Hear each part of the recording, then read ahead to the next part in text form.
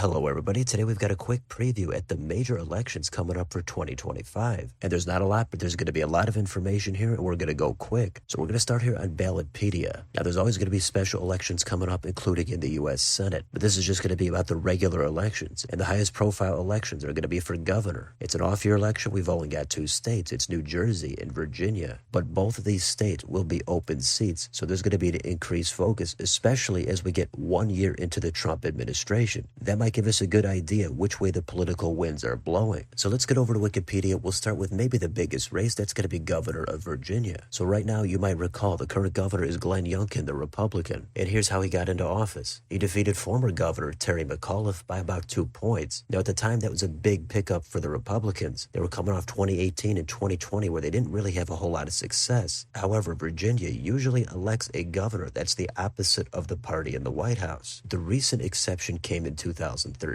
But last time Biden was in office, there was a lot of dissatisfaction, and Republicans were able to flip it. For the upcoming election, it's going to be the opposite. Trump is going to be back in office. So it's very early, but as of now, Democrats should at least be slightly favored here to flip this seat. If you go back to 2017, the last time Trump was in office and this state had an election for governor, it wasn't really close. Ralph Northam won by 9 points. So that kind of a margin is on the table again for the Democrats. But let's glance over what we've got here for 2025. So this state only allows governors to serve one 4-year term. Now, you can come back later on like Terry McAuliffe tried, but every 4 years there's going to be a different governor. So if we go down, who are the Republican candidates? Well, the major candidate here is going to be Winsome Sears. She is the current lieutenant governor, so it makes sense that she would be the front runner. She also does have the Youngkin endorsement. Even if Amanda Chase here enters the race, who is considered much more controversial, I would guess that that's going to be Sears' nomination. It's still early, nothing is set, but if we go down to the Democrats, we've also got a clear front runner in Abigail Spanberger. She actually did not run for re-election, so she can specifically focus on running for this office. So I think she is also the clear front runner. But we've also got Bobby Scott here, who actually might get into this race. Scott is older. He's been in the House for a very long time. Maybe he makes it more interesting than expected, but Spanberger seems like the safer, more moderate, establishment-connected choice. She's also got a bunch of endorsements here. After that, we've got one potential independent candidate, Denver Riggleman. He's a former Republican who's gone against Trump. His candidacy would be something to consider if he actually got way into this race. So in the general election, again, it's way too early. The Cook Political Report has it at a toss-up, and then the most recent poll here is from back in September. It's dead even at 39, 12% undecided. I don't think the polling really matters at all at this point, but this race is slowly going to start to heat up once Trump gets into office and as we head more into the spring. The national environment is going to be key, but the early prediction and the safest assumption is that Democrats will have a little bit more success here and they'll be able to flip this seat, but anything is possible. There's two other statewide races here in Virginia. The second one here is going to be lieutenant governor. Now that's going to be an open seat because Winsome Sears is running for governor. So this is important. There's a lot of candidates here, especially for the Dems. So you can take a look at that here if you'd like. But the last race for Virginia is also interesting. It's attorney general. And that actually has an incumbent Republican, Jason Miyares. He's running for a second term. So his incumbency should theoretically give him a little bit more of an advantage. But just like in 2021, where Republicans swept all three of these offices, Democrats could easily do the same thing. And last time Miyares actually did defeat the incumbent Democrat. And this time the Dems do have Jay Jones running again. He ran last time in the primary, but he came up a little bit short. So some big races here at the top in Virginia. But if you're looking for a little bit more down ballot, there's also going to be an election for the state house here. And right now, Democrats have a 1-seat majority here, and all 100 seats are going to stand for election. The Senate, they don't have any elections this year. But if you look at the 2023 results, the Dems picked up 3 seats and flipped the chamber. So there is clear divided government at the moment in this state with Youngkin and a Democratic legislature. Now, if you look at the total popular vote down here, Dems got 49.5, Republicans about 47.7. So Dems did win that by less than 2 points. They gave them a 1-seat majority, so it looks like that popular vote did correlate pretty well with the number of seats won. So there's a lot here at stake in the Old Dominion state, but you could argue that the even more notable state is in New Jersey. And for a quick refresher here, we could also go back to 2017. Again, that's when Trump had just gotten into office for about a year. The national environment was shaping up to be blue, and in this open seat election for governor in the Garden State, state, Democrat Phil Murphy sailed to an easy win. He won by 13 points, so that was not competitive at all. Now, most people know this as a pretty blue state. However, if you go 4 years later to 2021, this time Biden was in office, but Phil Murphy was the incumbent running for re-election. But he won by only a little over 3 points against Jack Ciattarelli, and this was a much closer than expected race, maybe similar to what we just saw in the presidential election. But a close win is still a win. However, that momentum for Ciattarelli has caused him to run again for governor in this upcoming year. So here's the 2025 page, and since Phil Murphy is done, there's a ton of Democrats here lining up to be the next governor. Right now there are 6 declared candidates on here, and at least 5 of them are significant. There's going to be some that are a little bit more progressive and a little bit more moderate. It's early, but so far the front runner might be Mikey Sherrill. She's got a range of different experience, but she is going to have to battle her way here through a crowded primary. You've also got Stephen Sweeney on here. He was the president of the state Senate, and he famously went down in an upset a few years back to a political unknown. I would guess he's going to be looking for more working class union type support in South Jersey. So if we go down here a bit, we do have some endorsements for a range of these different candidates. Josh Gottheimer does have a lot of them, but if we keep going all the way down, we do have a little bit of early polling. So we've got Mikey Sherrill in the lead here, but she's only in the 20s. Second place is wide open between Ross Baraka, Stephen Fulop, Josh Gottheimer, and Stephen Sweeney. So this could be a big and potentially ugly primary battle. Now on the Republican side, again, the highest profile candidate on here is going to be the guy who ran last time, Jack Ciattarelli. And this is actually going to be his 3rd consecutive run for governor. But there's also some other candidates on here, including Ed Durr, who defeated Stephen Sweeney in that state Senate race a few years back. So if we go down here again, we've got the endorsements. And if we go down here, we've got 1 poll. But these early polls are usually not that helpful, and they're mostly internal polls from the campaigns. That includes what we just saw above for the Democrats. This one has a pro-Jack Ciattarelli backing, so it does show him with a massive lead at 44%. That's enough to say this race is not even close, but this is from way back in June. Maybe Bill Spadea or somebody else closes the gap, but if nothing changes, it is going to be Ciattarelli. The Dems are wide open, but it does lean toward Mikey Sherrill at this early point. In the general election, it's anybody's guess, but given how blue this state is, and given how Trump is going to be in office, I would think Dems should have a clear advantage here. However, we also thought that in 2021, where Phil Murphy won by a much narrower margin, and most of us were surprised in the presidential election by how narrow the margin was. So we'll see what happens, but these are going to be some key major races as we start to get into the second Trump administration. Now, as for anything down ballot, there's also no Senate races here this year, but we do have the General Assembly, and Dems control that easily, 52 to 28. Republicans would need 13 seats to be able to flip that chamber. That seems completely off the table. If you look at the last election here in 2023, just the popular vote for the General Assembly, Dems won 53.2, Republicans 46.4. But in the process, Democrats actually picked up 6 seats, and that's how they control 52 of them. Now, given that popular vote margin, the resulting share of the seats held for each party is not really close at all. It's not like what we just saw in Virginia. Dems should have an advantage here, but it should not be by 24 seats. So like we've seen in some other states, sometimes there's a lack of fair maps and gerrymandering taking place in the state legislature. Either way, that's what we're looking at as far as Virginia and New Jersey. Plenty of stuff there to look at, especially if you're from either of those 2 states. We'll take a look at it more in the future, especially as it starts to heat up in a few months. But for now, this is a quick overview of what we're looking at coming up for 2025. So let me know in the comments, what do you think about any of the action in any of these 2 states? Are Dems favored in Virginia and especially in New Jersey? Or is there some way Republicans can try to break through? Let me know down below on your way out. Don't forget to like, share, and subscribe. Join if you'd like to help support the channel. Thanks for watching, and I'll see you next time.